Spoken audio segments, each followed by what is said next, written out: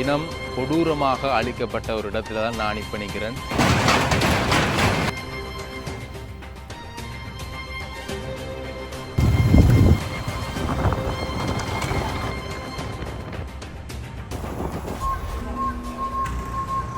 இதனால் நீங்கள் பார்க்கக்கூடிய மாதிரி இருக்கும்.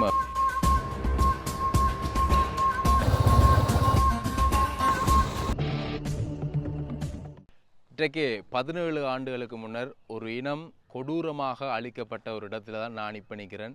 இலங்கையில் முல்லைத்தீவில் முள்ளிவாய்க்கால் பகுதியில் நிற்கிறேன்.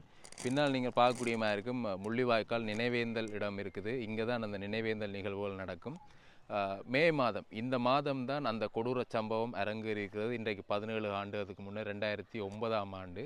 இலங்கையில் தமிழ் மக்களை பொறுத்தவரையில் அவர்கள் தொடர்ச்சியாக எவ்வளவோ இன்னல்களையும் துன்பங்களையும் தங்களுக்குரிய அந்த ஒரு விடுதலை என்றது இல்லாமல் போராடி கொண்டு வந்த இடத்துல 2009ஆம் ஆண்டு மே மாத பகுதியில் 18ஆம் திகதி ஒற்றுமுழுதாக அந்த மக்களை இனவெறி தாக்குதல் நடத்தி அவர்கள் அந்த யுத்தத்தை முடிக்கணும் என்பதற்காக அந்த மக்களோடு நின்றவர்கள், அந்த இயக்கத்தை சேர்ந்தவர்கள், அதே சமயம் அவர்களோடு சேர்ந்து நின்ற அனைத்து மக்களின் லட்சக்கணக்கானவர்களை இந்த இடத்துல தான் பலியாக்கி, அதாவது ஒரு காடையர்கள் அந்த அரங்கேற்றியிருந்தார்கள். அந்த நிகழ்வை எவ்வளவோ மக்கள், அப்பாவி மக்கள் கொல்லப்பட்டிருந்தார்கள். அந்த இடத்துல ஒரு நியாயமற்ற முறையில் கொல்லப்பட்டிருந்தார்கள். இன்று வரை அவர்களுக்குரிய அந்த எந்த விதமான ஒரு நீதியோ நியாயமோ கிடைக்கப்பெறாத இடத்திலையும் அவர்களை சார்ந்த மக்கள், தமிழ் இனத்தை சேர்ந்தவர்கள், தமிழ் மக்கள் அனைவருமே இந்த தினங்களில் அவர்களுக்கான இந்த ஒரு நினைவேந்தலை செய்வார்கள். இப்போ மே மாதம் 18ஆம் தேதி உணர்வு பூர்வமாக இந்த இடத்துல லட்சக்கணக்கான தமிழ் மக்கள் திரண்டு அந்த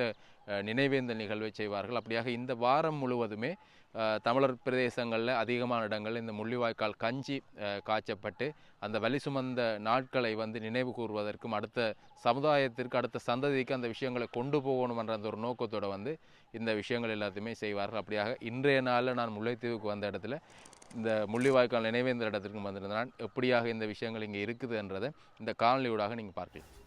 பரந்தன்ல இருந்து முல்லைத்தீவை நோக்கி இப்போ பயணம் செய்யணும். யாழ்ப்பாணத்திலிருந்து யாழ்ப்பாணம் பரந்தன் சந்தியிலிருந்து முல்லைத்தீவு பக்கமாக பயணம் செய்கிறோம். இந்த இடத்துல என்ன விஷயம்னா, அந்த நீங்கள் பார்க்கலாம் பாலம், இந்திய இராணுவத்தினுடைய உதவியோடு முற்றுமுழுதாக அவர்கள் அங்கே இருந்து பொருட்கள்லாம் கொண்டு இங்கே ஒரு பாலம் கட்டியிருந்தார்கள். அந்த பாலத்தில் இப்போ நாங்கள் மேலே ஏறி பயணம் செய்ய போகிறோம். இந்த பாலம் தொடர்பான பல்வேறுபட்ட விமர்சனங்கள் இருந்தது. இப்பொழுதும் இந்த பாலத்தில் மக்கள் தொடர்ந்து பயணம் செய்து கொண்டிருக்கிறார்கள். அந்த பாலத்தில் இப்போ நாங்கள் பயணம் செய்கிறோம். நிறைய சத்தம் எல்லாம் கேட்குமென்று சொல்லிச்சினோம். பார்ப்போம்.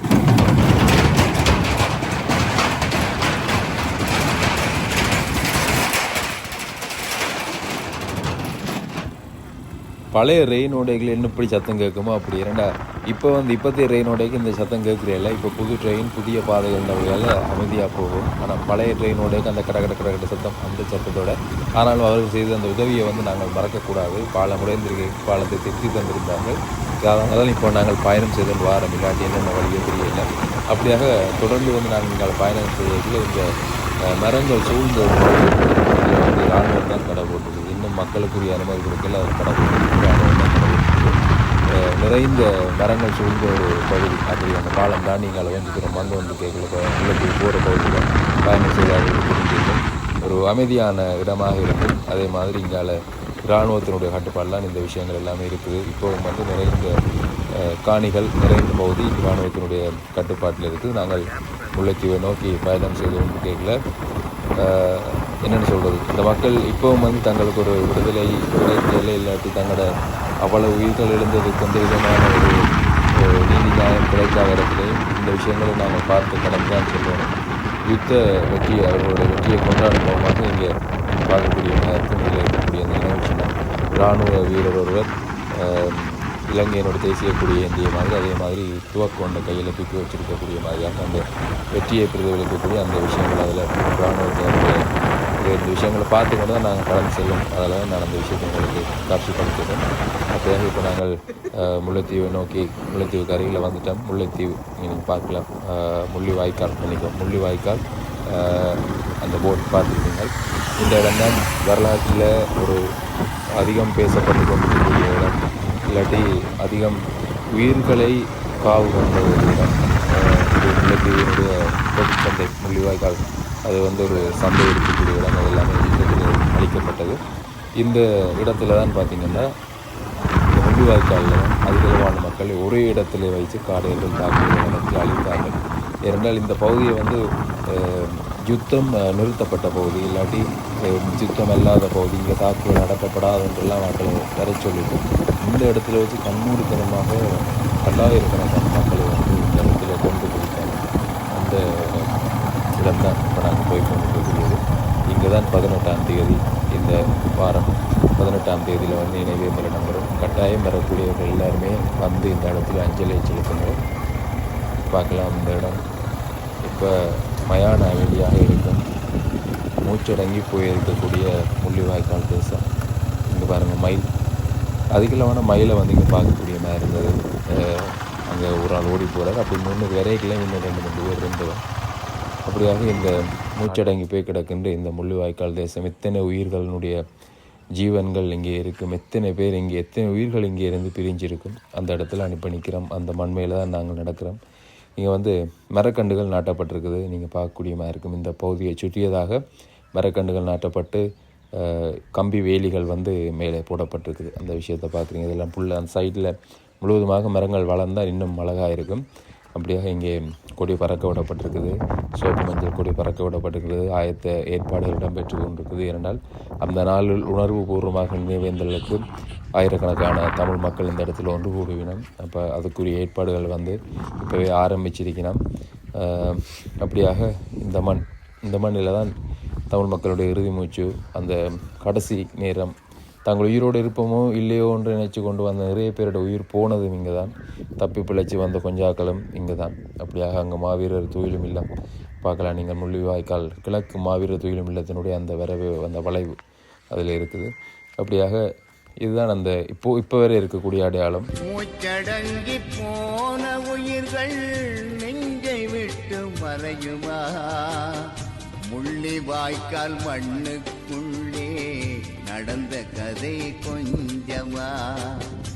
எப்படித்தான் மறப்பது? நாங்கள் எதைத்தான் மறப்பது? எரிகுண்டு தணலாயுடல்கள் எரிந்து தாம்பலானது.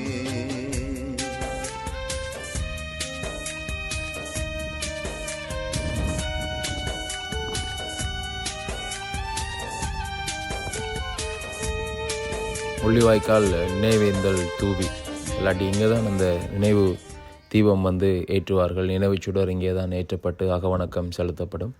அந்த இடம்தான் இந்த இடம். நீங்கள் பலரும் அறிந்திருப்பீர்கள். நான் அறியாத சிலர் இந்த காணொலியை பார்க்கும் பொழுது அவர்கள் தெரிந்து கொள்ளக்கூடியமாக இருக்கும். இந்த மண்ணிலே தான் எத்தனையோ பேர்களுடைய உயிர் இருக்கின்றது. அவர்கள் இன்று ஒரு நாள் தங்களுக்கான ஒரு விடிவு கிடைக்கும் என்று எதிர்பார்த்து காத்திருப்பார்கள். இந்த மண் இரத்த பூமியாக 2009ஆம் ஆண்டு இங்கே தான் அந்த அவலம் அரங்கேறியது. இவற்றையெல்லாம் கடந்து தான் நாங்கள் இப்பொழுது வாழ்ந்து கொண்டிருக்கின்றோம், பயணித்து கொண்டிருக்கின்றோம். அப்படியாக இங்கிருந்து சிறிது தூரம் பயணித்தாலே முல்லைத்தீவு கடற்கரைக்கு நாங்கள் செல்லக்கூடிய மாதிரி இருக்குது. இந்த முள்ளிவாய்க்காலுடைய அருகிலே வந்து கடல் தான் இருக்குது. அந்த இடத்தை நோக்கி தான் நாங்கள் இப்போ பயணம் செய்கிறோம். நான் இன்றைக்கு தான் முதல் முறையாக அந்த இடத்திற்கு செல்கிறேன். இதுவரை காலமும் வந்தால் இந்த முள்ளிவாய்க்கால் நினைவேந்தல் இடத்தோடு நான் மீளவும் வந்து யாழ்ப்பாணம் திரும்பி விடுவேன்.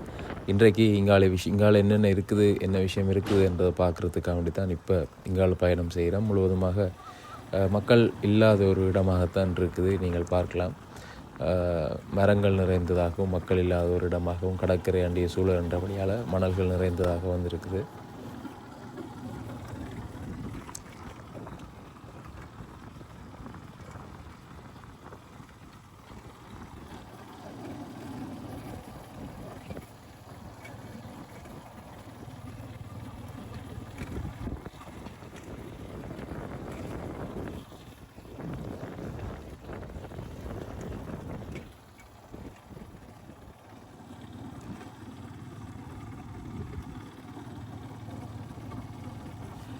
கடற்கரைக்கு அண்மையாக வந்துட்டு நாங்கள் இப்போ அந்த கடற்கரை பக்கத்தையும் பார்த்து கொண்டு போய் அப்படியே திரும்பலாம். இங்கே நீங்கள் பார்க்கலாம், இதில் பழைய இரும்பு வாகனங்கள், நான் நினைக்கிறேன் யுத்த வாகனமாக இருக்கும் என்று நினைக்கிறேன். இன்றைக்கு தான் நான் பார்க்கலாம் அதில் என்ன விஷயம் இருக்குதுண்டு. இப்படியே இந்த இடத்துல கைவிடப்பட்ட நிலையில் இருக்குது. நான் நினைக்கிறேன் அகற்றியலாமல் இருக்குதா, இரும்பு கடாலும் கொண்டு போயிருப்பாங்க, ஆனாலும் இருக்குது. பார்க்கலாம் பாருங்கள், சுற்றுது, இந்த சுற்றக்கூடிய நிலையில் இருக்குது. முன்பக்கம் இந்த ஃபேன் எது முன்னுக்கு எதுவும் இருந்திருக்குமா, இல்லாட்டி இன்ஜினுடைய பகுதியாக இருந்திருக்குமென்னு நினைக்கிறேன். கவச வாகனங்கள் அப்படி எதுவும் மாத்தான் இருக்குமென்னு நினைக்கிறேன். இது இப்போவும் இந்த இடத்துல அப்படியே இருக்குது பாருங்கள். இது அசைக்க இயலாது, இல்லாட்டி கலட்டி கொண்டு போயிடாத முறையில் இருக்கிறபடியால் தான் அப்படியே இருக்குது. இல்லாட்டி அந்த இரும்பு கூட சிலர் ஒவ்வொன்று ஒரு பொருட்களாக கொண்டே விற்று போடுகிறோம். ஆனால் இது அப்படி கொண்டு போயிடாத நிலையில் இருக்குது. ஒரு பாரமான பொருளாக இருக்கிறபடியால் நினைக்கிறேன் இது கவச வாகனம். இது எங்கடையோ இல்லாட்டி அவங்கடையோ தெரியல, ஆனால் கவச வாகனம் இதில் இருக்குது பாருங்கள். இன்றைக்கு தான் பார்க்குறேன். சிலது இந்த அருண் பொருட்காட்சியகம் மியூசியங்கள் எல்லாம் சில விஷயங்களை வச்சு காட்சிப்படுத்தி இருக்கணும். திருவோணமலையில் எல்லாமே இருக்குது. ஆனால் இது எடுக்க முடியாத நிலையில் அப்படியே விட்டுட்டு போய் நம்மளை காணாலும் அதில் எங்களோட எலெக்ஷன் நம்பர்கள் தான் அடிச்சிருக்கணும் பாருங்கள். நீங்கள் சில முன்னைய காணொலிகளில் இதில் பார்த்துருப்பீங்க. நான் இன்றைய இதில் வந்தபடியால் இதை காட்டுறேன். இது ஒரு என்ஜினாகத்தான் இருக்கும். அதனுடைய முன்பக்கத்தில் அந்த என்ஜின், அதனுடைய பகுதிகள் இப்போவும் அந்த லெதர் எல்லாம் இருக்குது பாருங்க. அப்படி அது மட்டும் இல்லை, இங்கே இந்த சூழலில் நிறைய இரும்பு பொருட்கள், அதாவது இந்த வாகனங்களினுடைய உதிரி பாகங்கள் இல்லாட்டி வேறு பாகங்கள் எல்லாமே பார்க்கக்கூடிய மாதிரி இருக்குங்க. இதில் பாருங்க, இதில் ஒரு பெரிய இரும்பு ஒன்று இருக்குது. இதுவும் அசைக்க முடியாத நிலையிலான் இருக்குது. அவ்வளோத்துக்கு இதாக இருக்குது. அது மாதிரி இங்கால இது ஃபுல்லாக இரும்பு கட்டை, ஒரு சாக்லேட் மாதிரி. அந்த சாக்லேட் ஃபுல்லாக அப்படி இருக்கமாக இருக்கும், அதே மாதிரி இரும்பாகவே இருக்குது. அசைக்க முடியாத அளவுக்கு இருக்குது. முன்னர் நான் சொன்ன மாதிரி அப்படி இருக்கிறபடியால் இவங்க கொண்டு போகாமல் இருக்கிறாங்க. இல்லாட்டி இராணுவம் இது பிடிச்சிடும் மண்டபடியால் விட்டுருக்கு நம்மளோட வரும். ஒவ்வொரு வாகனம், கவச வாகனங்களினுடைய அந்த பகுதிகள் அங்கேயே வேலை செய்து கொண்டிருக்கணும். அப்படி இந்த பகுதிகளில் கடற்கரை அண்டிய பகுதியில் பார்த்திங்கன்னா நிறைய இரும்புகள் இருக்குது. சம்மந்தப்பட்ட ஆட்களுக்கு தெரியும் இது என்னென்ன விஷயம், ஏன் இதில் இருக்குது, என்ன நடந்தது, என்ன எதற்காக இந்த இடத்துல இது இருக்குதுன்றெல்லாம் தெரிஞ்சிருக்கும். எங்களுக்கு அது தெரியாது என்றபடியால் கரையில் மட்டும் இல்லை, கடலுக்குள்ளே கூட பார்த்திங்கன்னா அங்கே இரும்பு இருக்குது. அதெல்லாம் என்ன பெரிய அளவில் கப்பல் அப்படி எதுவும் அதனுடைய பாகங்களாக இருக்குமா என்னென்னு தெரியல. யாரும் தெரிஞ்சவர்கள் இருந்தால் கீழே பதிவு செய்யுங்கோ. இதில் கேட்கக்கூடிய அளவுக்கு இதில் ஒருத்தருமே இல்லை, நிற்கல. இல்லாட்டி நான் இந்த ஊரில் இருக்கக்கூடிய எல்லார்டையும் கேட்டு அறிஞ்சு பார்க்குறதுக்கு யாரையுமே இங்கே சந்திக்க முடியலை. அப்போதால் அது சம்மந்தமான விஷயங்களை என்னால் பெற்றுக்கொள்ள முடியாமல் போயிட்டுது. தெரிஞ்சவர்கள் யாரும் இருந்தால் கீழே இந்த விஷயம், இது சம்மந்தமான விஷயங்களை பதிவு செய்யுங்க. என்ன விஷயம் இதில் இருக்குது, இந்த கடலுக்குள்ளே இருக்கக்கூடியது எல்லாம் என்னன்றதை பதிவு செய்யுங்க.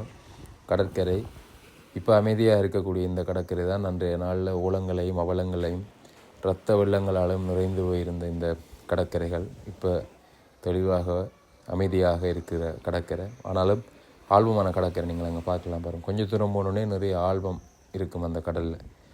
அப்படி தான் நான் உங்களை முன்னரே காண்பித்த அந்த இரும்பு, பெரிய அளவிலான இரும்புகள், இந்த நான் நினைக்கிறேன் இது கப்பலுடைய எதுவும் பகுதிகளாக இருக்குமெண்டு. இல்லாட்டி எதுவும் தெரியலை எனக்கு. என்ன யாரும் தெரிஞ்சாக்கள், இது சம்மந்தமான விஷயம் தெரிஞ்சாக்கள் இருந்தால் கட்டாயம் கீழே பதிவு செய்யுங்க. மற்றாக்களும் தெரியாதாக்கள் இதை அறிஞ்சு கொள்ளக்கூடிய மாதிரி இருக்கும். அப்படியாக இங்கேருந்து நாங்கள் இப்போ புறப்படலாம். இப்போ இந்த வட்டுவாகல் பாலம் வேலை செய்து கொண்டிருக்கிறோம். உங்களுக்கு தெரியுமென்னு நினைக்கிறேன். வட்டுவாகல் பாலம் அதுவும் பல களங்களை கண்ட பாலம், பல வரலாறுகளை கொண்ட ஒரு பாலம், பல இன்னல்களை அனுபவித்த ஒரு பாலம்.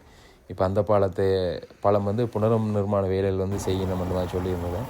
இங்கே வந்த இடத்தால் அந்த பாலத்தையும் ஒரு நாங்கள் பார்த்து கொண்டு அப்படியே பயணம் செய்யலாம்னு நினைக்கிறேன்.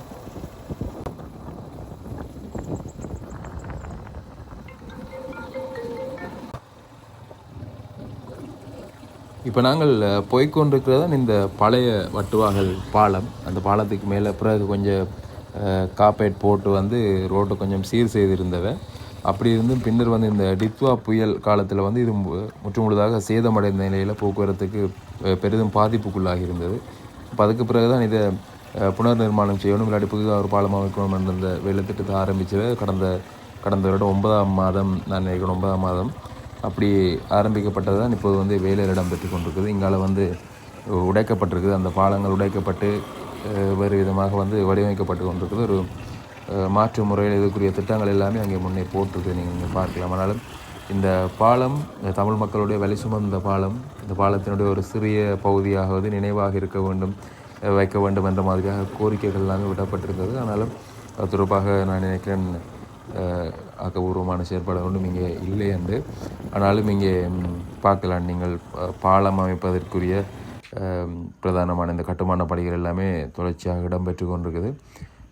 ஒரு வருட கால அவகாசத்தில் இந்த பாலம் செய்வதற்குரிய வேலைகள் வந்து ஆரம்பிக்கப்பட்டது கடந்த வருடம் 9ஆம் மாதம். இந்த வருடம் ஒரு வருடம் அல்ல, நான் நினைக்கிறேன் மன்னிக்கணும் 2 வருட காலமாக இருக்கணும். அந்த முன்னால் இருக்கக்கூடிய அது தொடர்பான விவரங்களை பார்க்கும் பொழுது வந்து நாங்கள் தெரிஞ்சு கொள்ளக்கூடியமாக இருக்கும். வெளிநாட்டு பறவைகள் கூட இங்கே வந்து இருக்கணும் பாருங்க இந்த கடற்கரையில். அப்படியாக இந்த பாலமும் இந்த பாலத்தால் தான் நிறைய மக்கள் தங்களோட உயிரை கையில் பிடிச்சு கொண்டும் கடந்து வந்த பாலம் நிறைய பேருக்கு ஞாபகம் இருக்கும். அதால் இந்த விஷயத்தை வந்து இதில் காண்பிச்சு கொண்டு போகன்றதுக்காக வேண்டி வந்து நான் பல வேலைப்பாடுகள் வந்து இடம்பெற்று கொண்டே இருக்குது பாருங்க.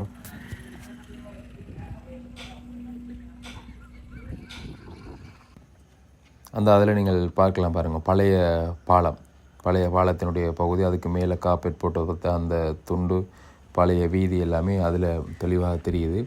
இதில் ஒரு பாலம் இருந்திருக்குது அந்த விஷயம். அதுக்கு பக்கத்தில் இப்பொழுது பெரிய பாலத்தை வந்து அமைச்சு கொண்டிருக்கணும். இங்கால ஒன்று அமைக்கப்பட்டிருக்குது, அது மாதிரி அங்கால ஒன்று அமைச்சு கொண்டிருக்கணும். இப்படி நிறைய பாலங்கள் வந்து அமைக்க வேண்டியிருக்கும். மக்கள் சிறிது காலம் வந்து சிரமப்பட்டு தான் இந்த வீதியால் பயணம் செய்யணும். ஆனாலும் இது செய்யப்படுவது ஒரு நல்ல விஷயம்தான். ஏனென்றால் நீண்ட காலங்களுக்கு பின்னர் தான் இந்த பாலம் வந்து செய்யப்படுது. யுத்தத்தின் பின்னரும் நீண்ட காலம், அதாவது 2009 பின்னரும் இப்போ பார்த்திங்கன்னா 2026ஆம் ஆண்டில் தான் இந்த பாலம் புனரமைப்பு செய்யக்கூடிய இந்த வேலைகள் வந்து ஆரம்பிக்கப்பட்டு இப்பொழுது இடம்பெற்று கொண்டிருக்குது.